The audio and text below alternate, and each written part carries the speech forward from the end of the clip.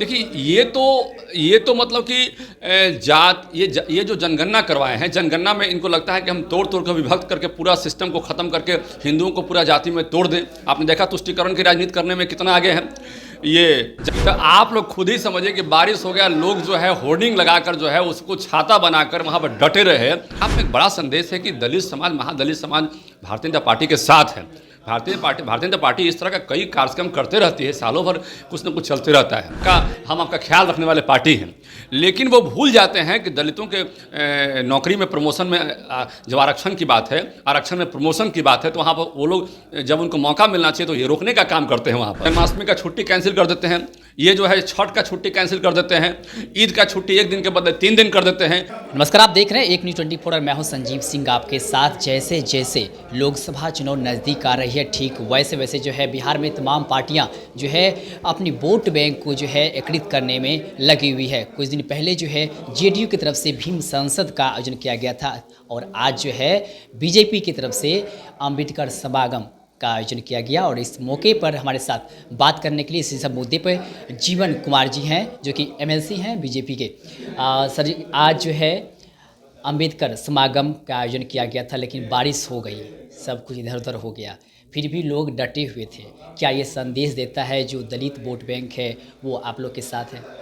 तो आप लोग खुद ही समझिए कि बारिश हो गया, लोग जो है होर्डिंग लगाकर जो है उसको छाता बनाकर वहाँ पर डटे रहे और वहाँ से भागे नहीं। जो जहाँ पर है वहीं पर, जहाँ होर्डिंग मिला, जहाँ जैसे मिला वहीं पर डटे रहे। तो ये तो अपने आप में एक बड़ा संदेश है कि दलित समाज, महादलित समाज भारतीय जनता पार्टी के साथ है। भारतीय जनता पार्टी इस तरह का कई कार्यक्रम करते रहती है, सालों भर कुछ न कुछ चलते रहता है। जेडीयू का ये आरोप है कि जैसे जेडीयू भीम संसद का आयोजन किए, इससे बीजेपी घबरा गई है और इसी के चलते जो है ये अम्बेडकर समागम कर रहे हैं, नहीं तो ऐसे कोई कार्यक्रम बीजेपी नहीं करने वाली थी। देखिए, जेडीयू जो है जब चुनाव आता है तो इस तरह से भीम संसद जैसा कोई कार्यक्रम करती है, ये उनकी परंपरा में रहा है। जब चुनाव आता है, लोकसभा का हो या विधानसभा हो, तो चाहे भीम संसद या किसी नाम से एक कार्यक्रम करती है दलित समाज के लिए, और उसमें ये बताने का काम करती है कि हम आपका ख्याल रखने वाले पार्टी हैं। लेकिन वो भूल जाते हैं कि दलितों के नौकरी में प्रमोशन में जब आरक्षण की बात है, आरक्षण में प्रमोशन की बात है, तो वहाँ पर वो लोग जब उनको मौका मिलना चाहिए तो ये रोकने का काम करते हैं वहाँ पर। लेकिन जनता तो नहीं भूलती है बात को, जनता तो हर बात जानती है। तो दलितों के ये लोग हितैषी नहीं रहे, दलितों के ये लोग विरोधी रहे हैं। और दलित विरोधी सरकार आप जब ये कहती है कि हम दलितों के हितैषी हैं, तो लोग जानता है भीड़ जुटाने से कुछ होता नहीं। अभी जो भीड़ आया था, लोग तो कह रहे थे वहाँ पर कि हमको पैसा देके बुलाया गया है, तो उसमें क्या कहना, हम लोग का कोई इसमें कमेंट नहीं कर रहे हैं। जो लोग इतनी बारिश में भी डटे रहे और हम लोग के भाषण को, हम लोग की बातों को सुनते रहे, वो समझ लीजिए कट्टर भाजपा के सपोर्टर हैं और हर हाल में भाजपा को चाहते हैं। और वो जानते हैं कि भाजपा ही एक सिंगल पार्टी है जो हमारा हित चाहती है जी। और कई मौक़ों पर उन्होंने देखा है, जैसे पहली बार देश में प्रधानमंत्री राष्ट्रपति जब बनाने की बात आई, तो राष्ट्रपति हम लोग के यहाँ सर्वोच्च पद होता है देश में, तो सर्वोच्च पद को देने का काम जो है भारतीय जनता पार्टी ने किया।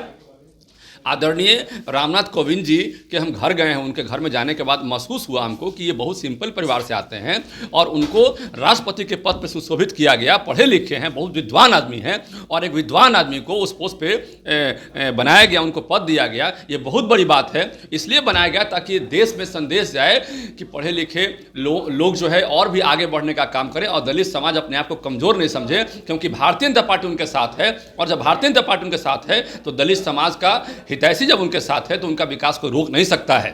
महागठबंधन के लोग कहते हैं कि हम लोगों ने जाति आधारित गणना की है और इसके आधार पे जिसकी जितनी संख्या भारी उसकी उतनी हिस्सेदारी, इस आधार पे हम लोग जो है आगे काम करेंगे। क्या बीजेपी इसी तरह की रणनीति पे काम करेगी या कुछ इससे अलग हट करके? देखिए, ये तो मतलब कि ये जो जनगणना करवाए हैं, जनगणना में इनको लगता है कि हम तोड़ तोड़ कर विभक्त करके पूरा सिस्टम को ख़त्म करके हिंदुओं को पूरा जाति में तोड़ दें। आपने देखा तुष्टीकरण की राजनीति करने में कितना आगे हैं। ये जन्माष्टमी का छुट्टी कैंसिल कर देते हैं, ये जो है छठ का छुट्टी कैंसिल कर देते हैं, ईद का छुट्टी 1 दिन के बदले 3 दिन कर देते हैं। तो ये तो पूरा हिंदू समाज के विरोधी हैं। और दलितों के आरक्षण की बात करें, दलितों का आरक्षण शुरू से मतलब कि सेविंग की बात है। कौन पार्टी सेव किया?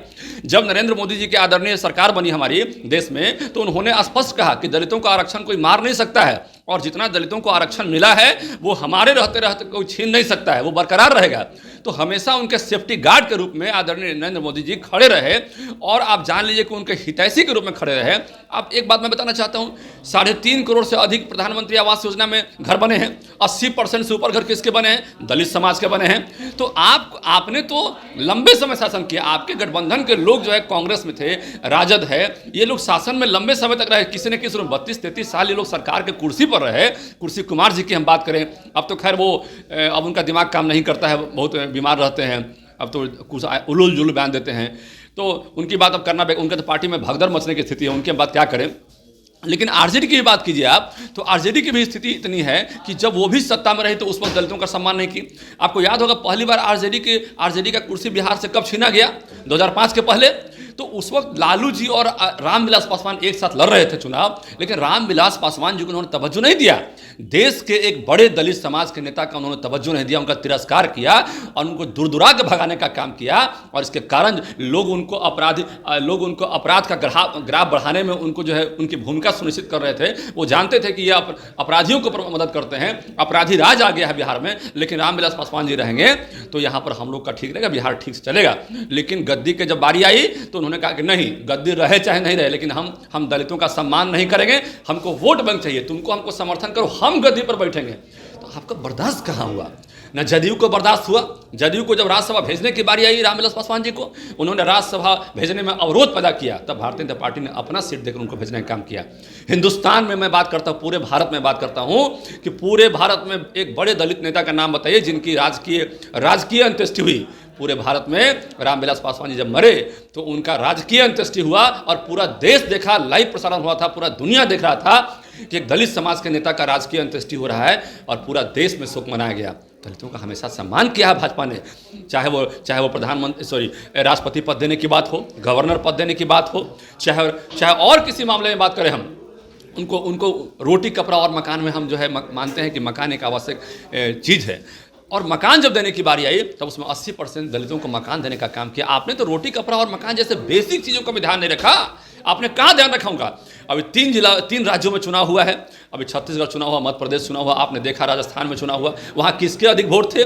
आदिवासी के वोट अधिक थे, आदिवासी समाज के अलावा दलित समाज के वोट अधिक थे और उन लोगों ने ठोक के वोट देने का काम किया। क्या वो किसी के इशारे पर वोट दिए? और यही जदयू पार्टी जो राष्ट्रीय संयोजक के भूमिका में अपने मुखिया को देखना चाहती है, लेकिन उनको शर्म नहीं आता है कि उनके विधायक के प्रत्याशी जो वहाँ खड़े किए इन्होंने, वो 150, 200, 300 वोट लाने का काम किए। जो एक मुखिया का वोट, एक पंचायत समिति का वोट, एक वार्ड का वोट नहीं ला सकती है और वो राष्ट्रीय मतलब पार्टी बनने का सपना देखती है। तो इसके बारे में और हम क्या कहें? इससे ज़्यादा अब क्या बोलना है? तो ये हमारे साथ बात कर रहे थे जीवन कुमार, जो कि भारतीय जनता पार्टी के एमएलसी है। इन्होंने दलित वोट बैंक को लेकर कहा है कि दलित वोट बैंक पूरी मुस्तैदी से हमारे साथ खड़ी है। जिस प्रकार से हमने दलितों का जो है 80 करोड़ जो है दलितों को हमने घर दिया है। साथ ही साथ इन्होंने कहा कि राष्ट्रपति जो कि दलित समुदाय से आते हैं उन्हें हमने राष्ट्रपति बनाने का काम किया है। और साथ ही साथ इन्होंने मध्य प्रदेश चुनाव में जिस प्रकार से जेडीयू ने अपने उम्मीदवार उतारे थे और वहाँ पर बहुत कम मत उन्हें प्राप्त हुई, तो इनको लेकर के भी इनका साफ तौर पर कहना है कि उनसे ज़्यादा जो है मत हमारे एक मुखिया को भी आता है। फिलहाल अब देखने वाली बात ये होगी कि आने वाले लोकसभा चुनाव में क्या दलित वोट बैंक जो है भाजपा के साथ खड़ी रहती है या फिर महागठबंधन की तरफ जाती है। इस खबर में इतना ही। आगे खबरों को देखते रहे एक24। अगर आप हमारी इस वीडियो को यूट्यूब पर देख रहे हैं चैनल को सब्सक्राइब करें। अगर आप फेसबुक पेज पर देख रहे हैं तो पेज को जरूर फॉलो करें। पिंडू के साथ संजू सिंह, पटना।